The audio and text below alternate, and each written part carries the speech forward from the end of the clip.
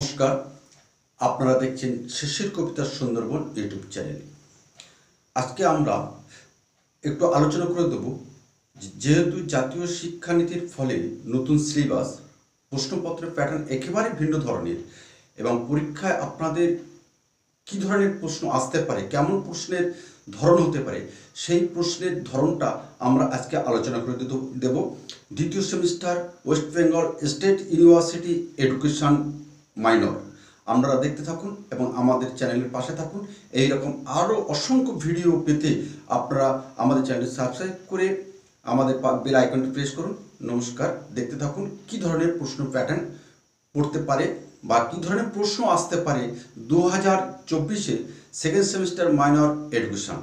তাহলে আমরা আসি আজকে সেকেন্ড সেমিস্টার এডুকেশন মাইনর কেমন প্রশ্নের প্যাটার্ন হতে পারে একটু জেনে নেওয়ার দরকার। তো প্রথমে আমরা আসি, আমাদের প্রশ্নগুলো এমন আসে যে 15 নম্বর করে, কিন্তু তোমাদের এবারে আসবে 10 নম্বর করে প্রশ্ন। সেই প্রশ্নগুলো কেমন হতে পারে সেটা আমরা জানিয়ে দিচ্ছি। বৃদ্ধি ও বিকাশের মধ্যে পার্থক্যগুলি লেখো। শিশুর নৈতিক বিকাশে বিদ্যালয়ের ভূমিকা লেখো। এরিকসনের তত্ত্ব অনুযায়ী নৈতিক বিকাশের পর্যায়গুলি কী কী? এরপরে আমাদের লিখতে হবে মনোযোগের ধারণা দাও। মনোযোগ প্রক্রিয়ার বিভিন্ন প্রকার নির্ধারকগুলি উদাহরণ সহযোগে আলোচনা করো। ব্যক্তিত্বের বৈশিষ্ট্যগুলি উল্লেখ করো।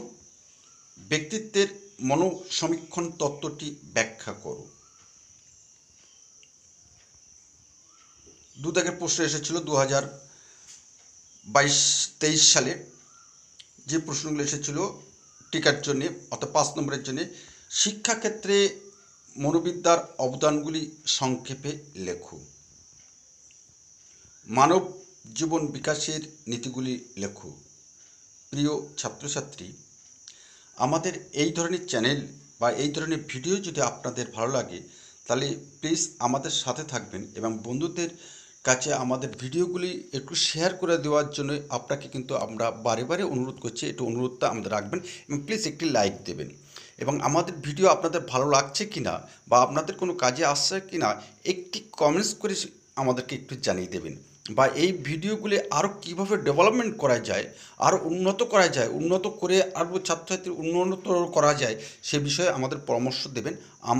আপনার পরামর্শ আমরা শিরোধার্য করে নিয়ে আগামী ভিডিওগুলিতে সেগুলো আমরা প্রতিফলিত করার চেষ্টা করব।